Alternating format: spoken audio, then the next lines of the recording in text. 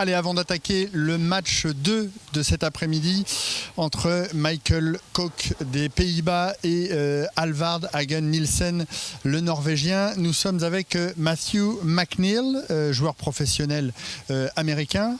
Thank you, Matt, to be with us. What did you think of the first game between Jack and Michael? It was a good game. Both players were lined up. When they made a good shot, they got a good result, and the ball went through the pins very well. So they did that part. Unfortunately, in Jack's case, being 17, he doesn't have the experience that Michael had. And Michael just made a few more better shots than Jack did, unfortunately. But for being 17, he handled himself very well, and he has much potential in the future. Le résumé de cette rencontre par Matthew McNeil, c'est que Jack manquait d'expérience face à Michael. Justement, Michael, on le retrouve sur le match numéro 2 contre un autre très jeune joueur, 19 ans. C'est le Norvégien Alvard Hagen Nielsen. C'est parti. Merci Olivier pour cette présentation. Et donc c'est le Néerlandais, Michael Koch, qui entame ce match. Donc vous avez l'habitude de le voir. Ça fait déjà 3 matchs qu'il est dans ce master, donc il a peut-être un petit avantage. Face à lui, le jeune Norvégien Alvar Hagen Nielsen. Alors Hélène, vous avez un petit prono? Eh bien écoutez Bruno, au niveau technique, je ne me prononcerai pas, mais pour le style, j'ai une préférence pour Alvar. Allez, c'est parti, Michael. Et il attaque très très bien avec un strike. Alors le voici, ce jeune Norvégien, après ce petit ralenti. Une boule pleine poche, pas de souci. Alors Alvar Hagen Nielsen a réalisé 210,81 sur les qualifications. Donc il a quand même un niveau supérieur de 4 quilles. Mais bon, vous le savez, sur une partie, tout est possible. Première boule du Norvégien. Et il nous laisse la 10. Alors j'ai un petit peu parlé avec lui pendant la semaine de compétition. Il était membre de l'équipe norvégienne chez les juniors. Il est membre maintenant de l'équipe norvégienne chez les espoirs. Et c'est sa première finale télé, Hélène. Alors est-ce que ça va un petit peu le déstabiliser? On va voir ça. Oui, c'est pas une chose impossible. Et suivant le tempérament des joueurs, ça peut déstabiliser plus ou moins. Ils n'ont pas tous la même sensibilité. Un spare parfaitement réussi pour Alvar. Ouais, bon spare. Il entre quand même bien dans ce match. Un strike, un spare. Donc pour le moment, il n'y a pas de problème. Ça serait bien qu'il réponde au Néerlandais avec un petit strike. Il a une technique très très propre, ce joueur. 19 ans, il est jeune, on le rappelle. Et déjà une belle maturité dans sa préparation. Et la boule est arrivée un petit peu pleine tête, Hélène. Il nous laisse le baby split. Il n'est pas pour le moment dans le coup. Oui, on le voit regarder ses 2 quilles. Et il se demande s'il va parvenir à les fermer. Il a pris sa boule de spare, on l'a vu avec son petit pouce interchangeable. Boule, vous le savez, en matière plastique. Une boule qui prend très peu l'effet. Alors c'est facile, il faut mettre la boule entre les 2 quilles. Il a fait un petit écart, je l'ai vu dès la pause et premier open du match. Malheureusement l'actif de Alvar Hagen Nielsen, Hélène. Et le Néerlandais a la possibilité, avec un petit doublé, de mettre la pression à votre favori. C'est dommage parce que je crois qu'il avait déjà la pression naturellement, Alvar, et donc il n'avait pas besoin de ce supplément.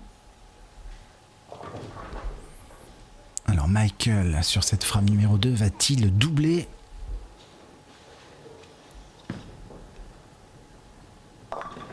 Et non, il nous laisse 4 quilles en plus, un spare composé qui n'est pas si facile que ça à faire. Regardez, on la revoit, cette boule qui a vraiment attaqué trop la poche, elle est vraiment pleine tête.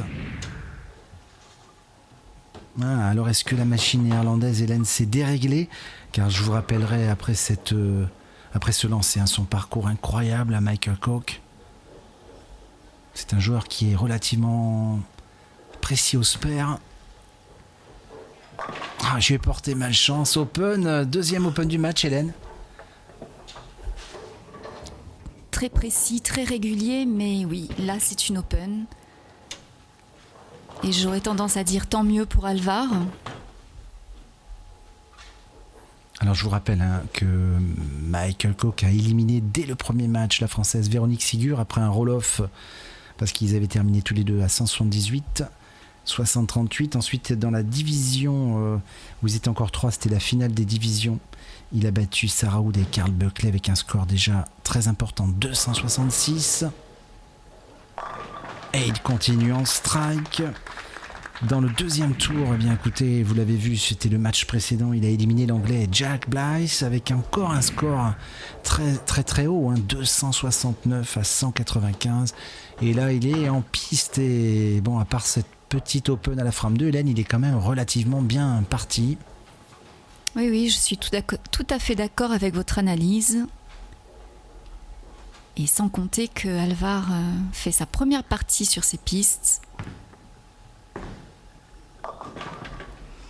C'est un affreux split pour Alvar qui malheureusement n'a vraiment pas de chance. Ouais, le grand 4, on l'a déjà vu, cette figure. La boule est pleine tête, mais il est vraiment pas dans le coup, le Norvégien. Il n'arrive pas à mettre les boules dans la poche, à part la première où il avait laissé la quille 10. Il se cherche. Alors, va-t-il le tenter ? Et non, malheureusement, deuxième open, Hélène. Et ça fait vraiment pas ses affaires. Il court vraiment après le score. On fait un petit point score. 38 à 34. Mais vous savez que le strike du Néerlandais n'est pas totalement comptabilisé. Donc il y a déjà plus de 15 quilles de retard. Mais bon, c'est encore jouable. Mais il va falloir qu'il commence à striker. Il fait même des erreurs qu'il n'a pas l'habitude de faire habituellement.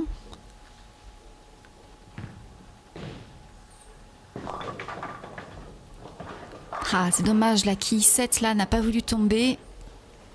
Et on a vu, il a ouvert, regardez, on la revoit au ralenti, il a ouvert un petit peu sa ligne. Il est monté beaucoup plus haut au break et il laisse ce split.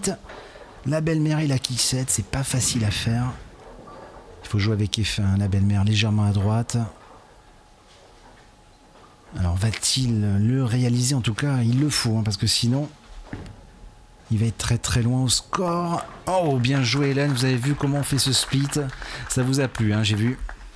Mais oui, et puis bon, ça laisse encore un espoir, une petite ouverture. Mais il faut reconnaître que ce Néerlandais est vraiment très difficile à jouer. C'est un gros adversaire. Et il a, regardez, le scoreur, la possibilité de doubler et de se détacher dès la frame numéro 4. Il était tellement régulier sur les deux dernières parties que ça me paraît logique qu'il arrive encore à gagner. Oh, regardez cette boule, encore un strike pleine boîte, Hélène, pleine poche. Doublé, il se détache dès cette frame numéro 4 et il va jouer tout de suite sa frame numéro 5. On est déjà à mi-parcours de ce match. On revoit cette boule au ralenti. Et magnifique strike, vraiment. Il y a vraiment très très peu d'erreurs dans le jeu de Michael.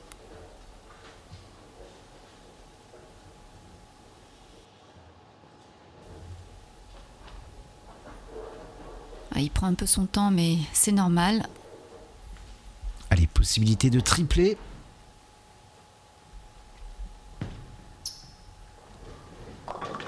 Oh là là, en plus il le met très chanceux ce triplé. Il a fait un petit signe. Regardez, on la revoit d'ailleurs, ses réactions.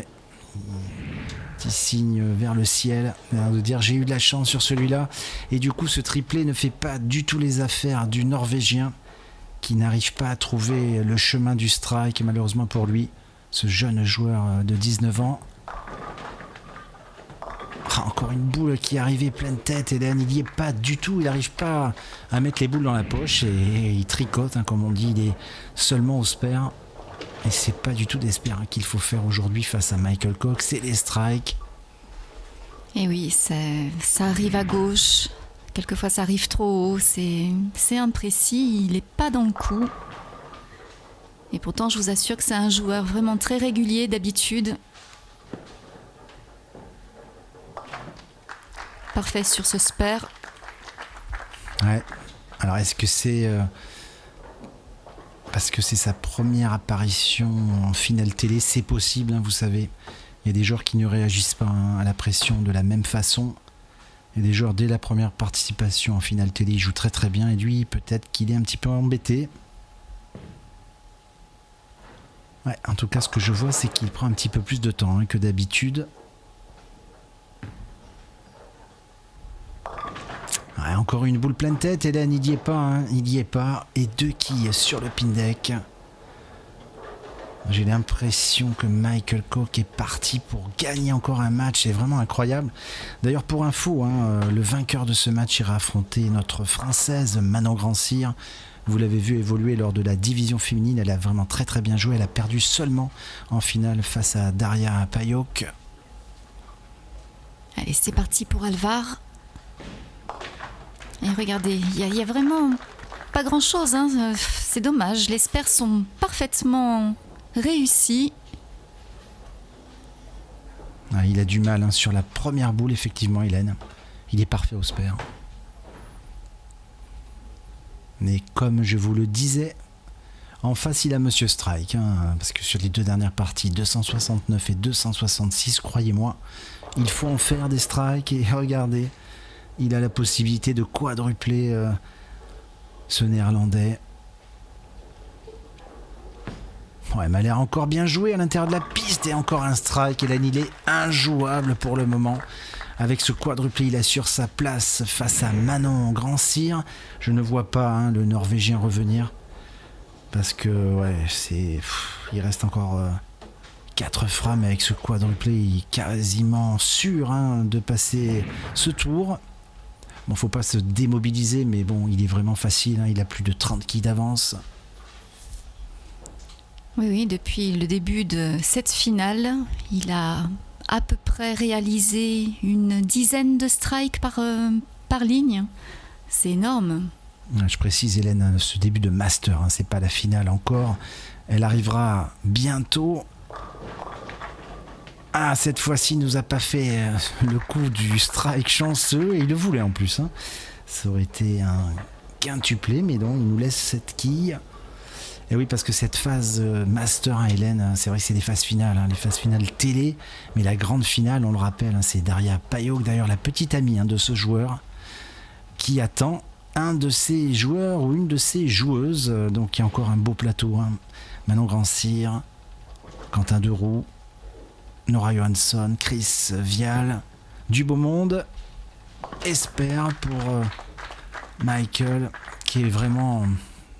Voilà, il est parti pour aller affronter Manon, on peut le dire, Hélène. Un petit peu déçu pour Alvar. Hélène, c'était votre favori. Vous êtes un petit peu triste.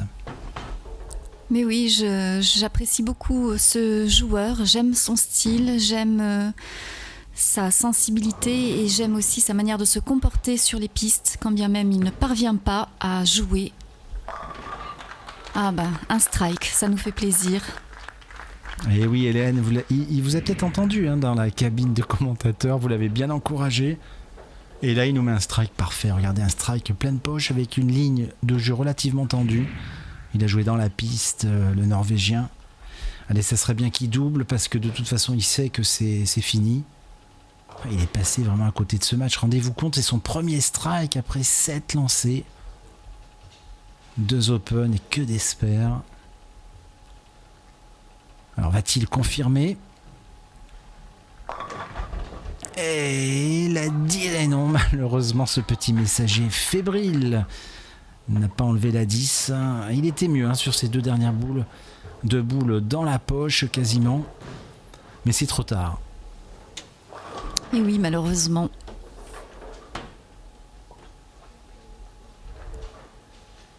Mais c'est une première expérience qui va l'enrichir et s'il revient l'année prochaine, il saura à quoi s'attendre.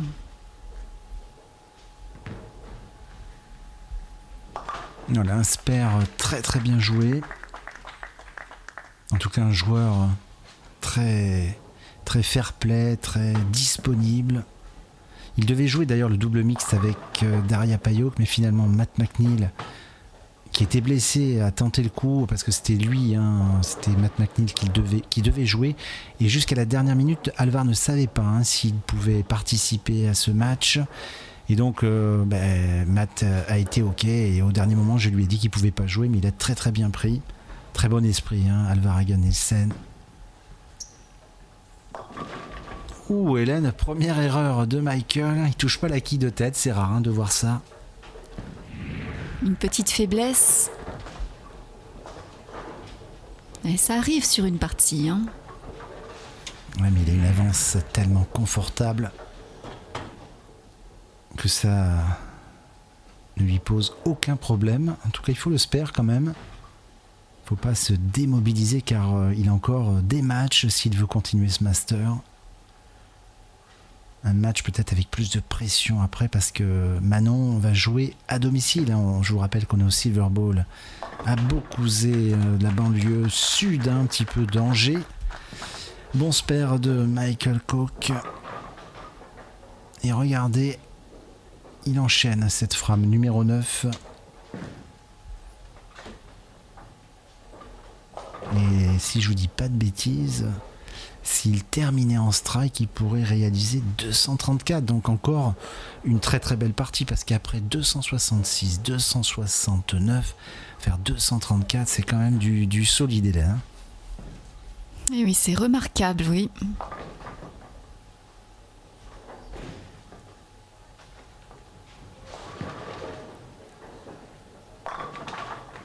Allez, un superbe strike. Il est content, satisfait. C'est sûr que, vu le niveau de jeu proposé aujourd'hui par le Néerlandais, ça serait difficile de faire la tête.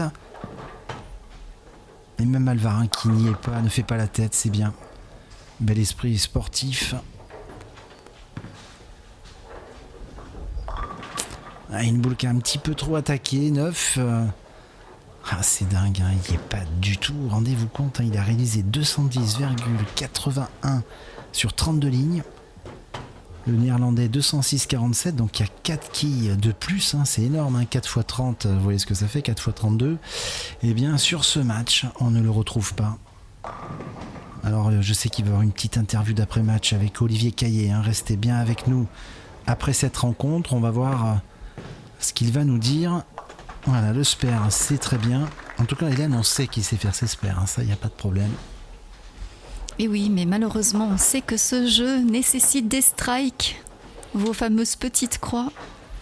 Ouais, mais je rappelle aussi pour les jeunes joueurs qui nous suivent, n'oubliez jamais que de bien jouer au bowling, bien sûr, c'est faire des strikes, mais c'est faire également ses spares, car à haut niveau, si vous ne trouvez pas le strike, eh bien vous limitez avec les spares. Il y a tendance quelquefois chez les jeunes, une boule à gauche, la 5, à vouloir faire uniquement le strike et à délaisser un petit peu le spare. Et n'oubliez jamais de bien réaliser vos spares, parce que Alvar, regardez, il se parle, il n'est pas content. Il n'y est pas, mais à part ces 2 splits, il a fait tous ses spares, que ce soit des spares à 1 quille ou à 2 quilles. Et c'est très important. Je confirme.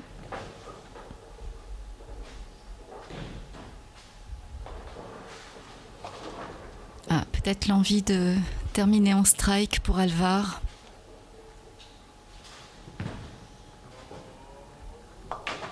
Allez, là il y a déjà une bonne fermeture, le voilà rassuré. Mais oui Hélène, vous aviez peut-être une frame de retard, mais c'est là qu'il peut faire le strike, c'est sa dernière possibilité. Allez, je vous laisse le micro pour le commenter, Hélène. Allez, il est soutenu par les spectateurs.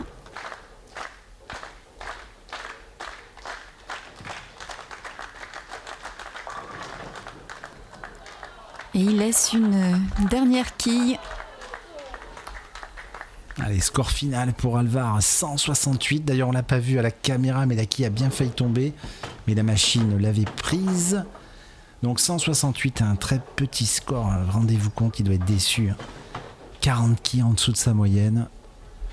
Mais bon, il a le sourire, il a parlé à l'arbitre. Et donc, Michael Koch va-t-il nous terminer en beauté ? Eh bien oui Hélène, il continue, c'est incroyable, la machine néerlandaise est bien présente. Il a encore la possibilité de faire 2 strikes pour terminer à 234. Vraiment un très très beau match. La route est encore longue pour retrouver Daria Pajuk, mais il s'en rapproche. Doucement, mais sûrement. Il reste 6 matchs pour s'il veut aller retrouver sa petite amie. Oh, qu'est-ce qu'il est régulier, Michael Koch. En tout cas, ce joueur m'impressionne. Un jeu très classique, comme je vous disais lors des matchs précédents, mais d'une efficacité redoutable. En plus, il est très élégant, très sympathique en dehors et sur les pistes. Et voilà, il termine avec ce strike. Donc on vous dit, restez bien avec nous, car la suite du programme, il va falloir être tous derrière Manon Grand-Cyr. Michael Koch face à Manon Grand-Cyr, c'est la suite dans quelques instants.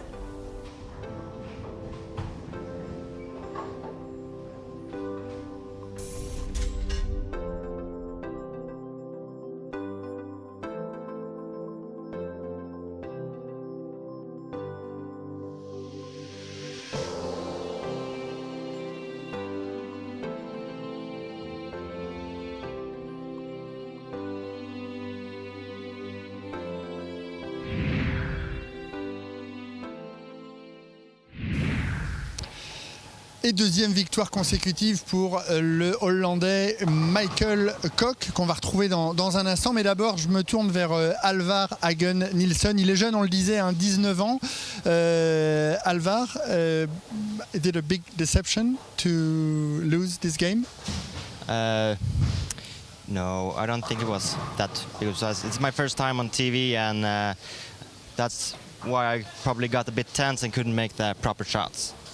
Yeah, it's very different from when the TV is not here. Yeah, it's a lot hotter and it's a different atmosphere with the cameras both in front and back and lights all over you. Alors grosso modo, il nous dit que justement le fait que les caméras et les lumières soient autour de la piste, l'ont gêné un petit peu. Et il explique notamment sa défaite de cette façon. Je me tourne vers Michael. Michael, deuxième victoire, deuxième match, deuxième victoire, second game, second victory. You want to go all the way through? Well, it's going to be a long road, but I'm going to try. Who knows? Ça va être long. Je lui ai demandé s'il allait aller jusqu'au bout. Il m'a dit ça va être long, mais on va essayer. Because maybe you'll find your girlfriend at the end, Daria, who was a winner last year. Peut-être que vous allez retrouver votre petite amie Daria, polonaise, qui l'a emporté l'année dernière. Yeah, that's going to take some games, 6 games probably to get to her, but I'm going to try. Merci beaucoup, thank you very much. Ça va être long, il y a encore 6 matchs avant de retrouver sa chère et tendre Daria.